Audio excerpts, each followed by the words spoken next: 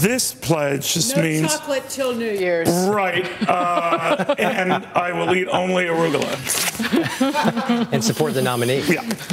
I joke, but to make a point. It's on paper, you're signing something. It's not legally binding agreement. Mark Serrano, Dagan McDowell, Dagan?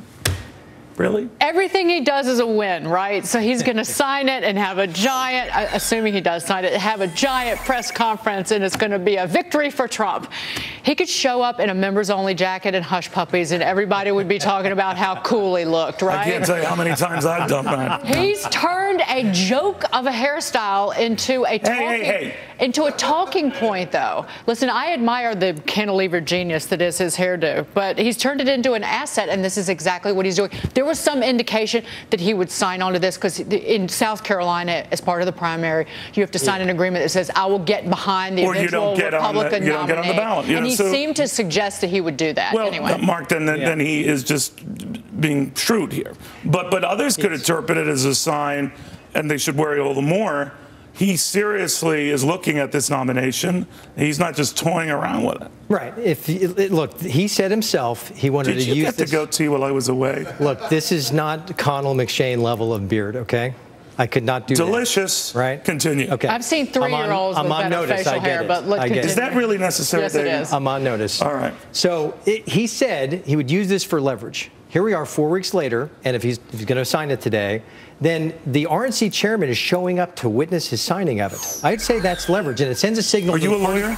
No. All right. Well, I've watched a lot of legal shows.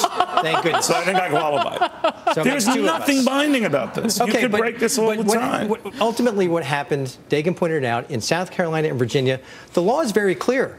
If you run for the primary and you lose, you can't later go on the ballot as a third party. So the law is you could challenge the law, but that would take too much. Look, but how would that affect you after the fact? In other words, let's say he wins South Carolina. Would that hurt him later on if he bolts as a third party that he can't get on the ballot as a third party candidate? I didn't think that mattered whether you signed an agreement or not. If he won the nomination in that state, then it's irrelevant, right? But it's ultimately, this is political leverage. He's used that political leverage. I think But he's reversed himself. He's done a 180 from that debate. Could that hurt him? No, he said at this time. 4 weeks ago at the debate, he said, I won't sign the pledge at this time. You sure you're not a lawyer? That's true. He did say that. I am not. I watch legal shows. And last week, he was asked about it when he was in South Carolina, and he said, we're going to be making a decision about signing the South Carolina pledge in a short time, and their indication has been that he would So he was surprised of this South Carolina thing, and God knows other states where this might apply. And he used his leverage. And used his leverage. Right, but here's a very good move. Okay, but here's a bigger question. Is anybody talking about Democrats signing a pledge? Will Hillary and Joe Biden sign a pledge so that way, if Bernie Sanders becomes the nominee, they will support him? I don't see anybody talking about the Democrats. This was just to pigeonhole Donald Trump. I know that. I will say this. I don't She's sticking with this subject. Let's turn her. Donald Trump doesn't like to be a loser or to appear to be a loser. I don't think that's why he would ever run as a third-party candidate at this point. The only thing that would force him to run is if he isn't in the lead among all the Republicans. I don't think he would then say, okay, I can't get the Republican nomination. I'm going to step in the middle somewhere. He's in a position now where he looks a lot more serious like a nominee than he did at the time of the debate, even then when he was in the polls. And I think he's weighing that and saying, and the party I could go all the way. And the party leadership is now saying Donald Trump is one of us, right? He's saying, yes, I'm one of you. I want the GOP nomination. Look, even a billionaire faces daunting challenges to run as an independent. Daunting. It's almost impossible to get on the ballot in 50 states as an independent.